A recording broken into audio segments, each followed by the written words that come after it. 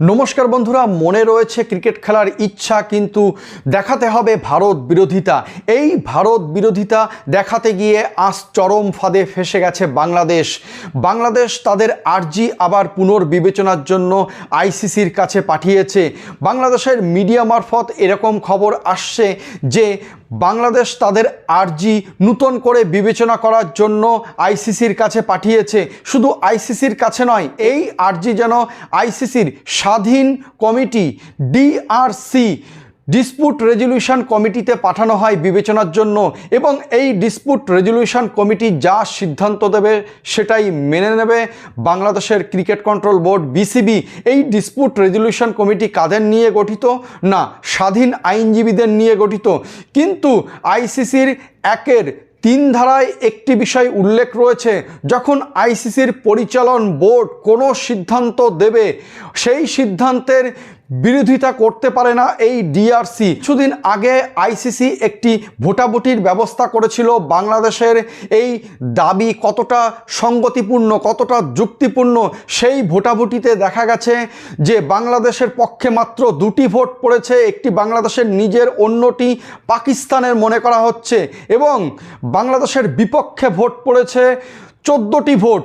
অর্থাৎ এখানেই পরিষ্কার হয়ে যাচ্ছে যে বাংলাদেশের দাবি সম্পূর্ণ ভিত্তিহীন এবং এই দাবি কার্যত মূল্যহীন। আইসিসি পরিষ্কার করে জানিয়ে দিয়েছে তাদেরকে ভারতে খেলতে আসতে হবেই। যদি তারা খেলতে আসতে না চায় তাহলে তাদের বদলে যে টিম আছে স্কটল্যান্ড, তারা খেলার সুযোগ পাবে। এখানেই বাংলাদেশ পড়েছে চরম সমস্যায়। বাংলাদেশের ক্রিকেটারদের খেলার ইচ্ছা রয়েছে, কিন্তু বাংলাদেশের অন্তর্বর্তী যে সরকার রয়েছে, উপদেষ্টারা, তারা তো ভারত বিরোধিতা দেখাতে চাই, কারণ কিছুদিন পরেই বাংলাদেশের নির্বাচন আসছে। অর্থাৎ তাদের তো মূল এজেন্ডা ছিল ভারত বিরোধিতা। এই ভারত বিরোধিতা দেখাতে গিয়ে বাংলাদেশ একটা মোটা অঙ্কের রেভিনিউ হারাচ্ছে এবং ক্রিকেটারদের ভবিষ্যতও কোশ্চেনের মুখে পড়ে যাচ্ছে। তাদের ভবিষ্যৎ কি হবে? এবং পাকিস্তানের ক্রিকেট কন্ট্রোল বোর্ডের যিনি চেয়ারম্যান আছেন মহসিন নাকিব, তিনি নাকি বলেছেন বাংলাদেশ যদি না খেলতে পারে তারাও খেলবে না, কারণ পাকিস্তানের প্রধানমন্ত্রী ইতিমধ্যেই বিদেশে আছেন। তারা বলেছে পাকিস্তানের প্রধানমন্ত্রী আসলে সরকার যেটা বলবে সেটাই তারা মেনে নেবে, তারা আইসিসিকে মানে না।